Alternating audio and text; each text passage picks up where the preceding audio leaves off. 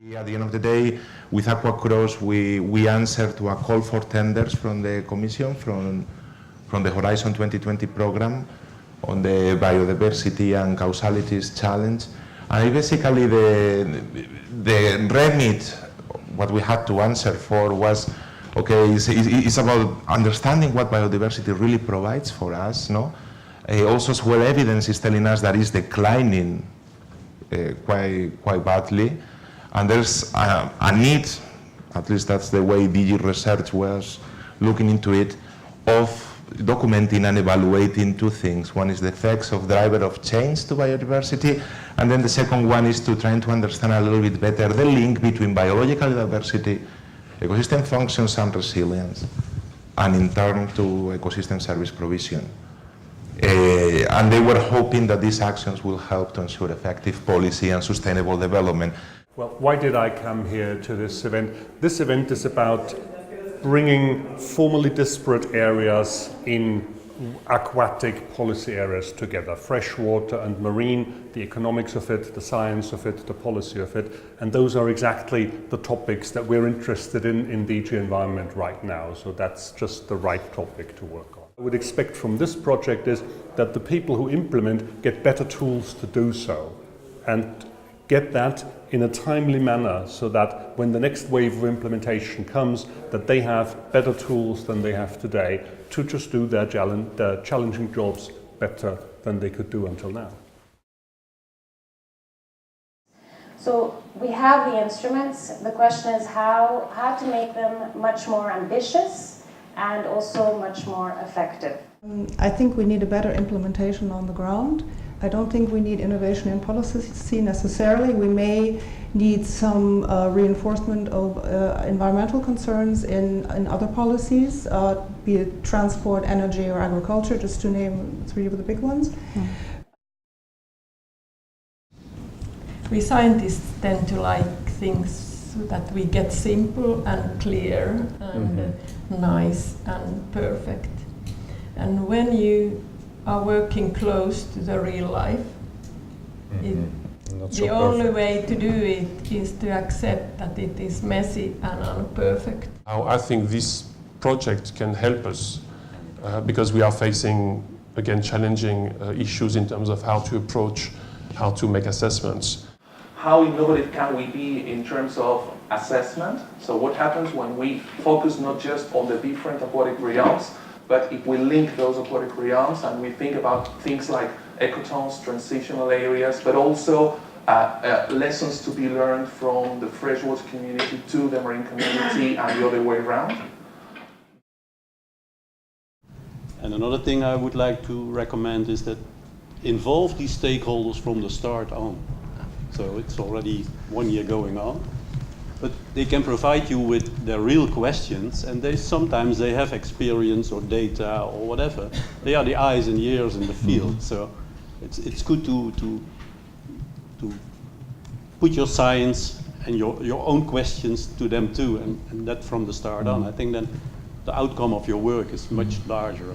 The research should be really discussed with the stakeholders from the very beginning, the data collection, the assessment you are doing, the results and the interpretation, because the higher is the involvement of the stakeholders from the beginning, the better the acceptance you might have. Meetings, I think it's important to say that if we want EBM to be used well in freshwater systems, we always have to provide to the systems we are dealing with dynamism, with heterogeneity, with connectivity, with functional quality, and with different environmental services. So any approach, any attempt to use EBMs or any kind of measure to improve the functionality of freshwater systems should try to provide with all these attributes or features to the systems. Because now we are talking about integrated solutions that are trying to face complex problems. So we should, when we are managing freshwater systems, we should try to use approaches which are at least so complex as the object which is being managed. We could not use simple approaches which are so far away from the real behavior of the systems. The second huge topic we were kind of elaborating on was ecosystem-based management, which we heard about in the session in the morning already, but this time we focused on fresh water, and Fernando showed some more slides about like implementation projects on ecosystem-based management in freshwater. And I think that might be a really good tool which we might use in AQUACROSS too, to have these images and really show people what they can do with EBM. But on the other hand, what we discussed about was that these are probably mostly local implementations of EBM, and that it would be really necessary to scale that up and build like a guidance for practitioners and managers how to implement EBM on larger scale, like catchment scale or regional scales, not only ad hoc in really local small scale projects. Sure. And I feel like here at AQUACROSS that I'm encountering a compatible community of practice and learning from all across the EU, trying to bridge gaps that have developed over time between different disciplines, between different institutions, that we're trying to synthesize new research that we can then translate into information for people managing freshwater marine resources all across Europe.